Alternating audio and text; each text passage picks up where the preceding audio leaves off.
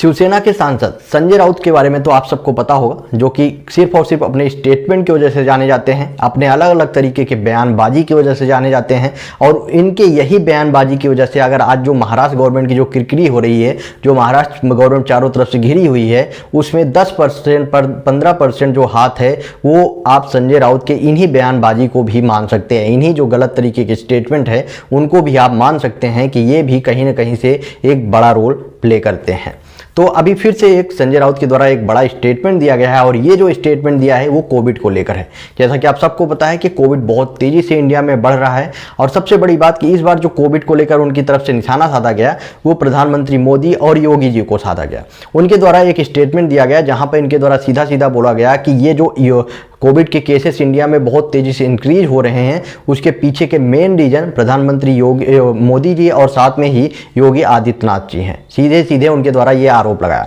कहीं ना कहीं अगर प्रधानमंत्री मोदी जी को उनके ऊपर अगर उनके द्वारा आरोप लगाया जाता तो एक बार हम चलिए उसको समझते हैं कि कोई ना कोई रीजन रहा होगा जिसकी वजह से उन्होंने ये बड़ा आरोप लगाया। लेकिन सबसे बड़ी बात योगी आदित्यनाथ के ऊपर आखिरकार इन्होंने क्यों आरोप लगाया कि वो जो है इंडिया में जो केसेस इंक्रीज हो रहे हैं उसके जिम्मेदार योगी आदित्यनाथ हैं। क्योंकि अगर वो एक बार यूपी में भी लगाते तो कहीं ना कहीं से चलो एक बार इंसान सोचता उसके बारे में, लेकिन वो पूरे के पूरे इंडिया में बोल रहे हैं कि योगी आदित्यनाथ की वजह से कोविड के केसेस बढ़े हैं, जो कि बहुत ही ज़्यादा सरप्राइजिंग है, जो कि कहीं से भी समझने लायक नहीं है, मतलब समझ में आती ही नहीं। जिसके बाद आप सबको पता है कि बीजेपी के खिलाफ कोई अगर ऐसे बड़े स्टेटमेंट देता है और झूठी स्टेटमेंट देता है और अलग अलग तरीके के स्टेटमेंट सामने आता है तो आप सबको पता है कि बीजेपी के खिलाफ इस तरह के आरोप लगाने के बाद क्या हालत होती है। उसके बाद वही हुआ, इनके खिलाफ काफ़ी अलग अलग तरीके के कमेंट आने लगे, काफ़ी गलत तरीके के कमेंट इनके ऊपर किया गया, जहां पर इन जो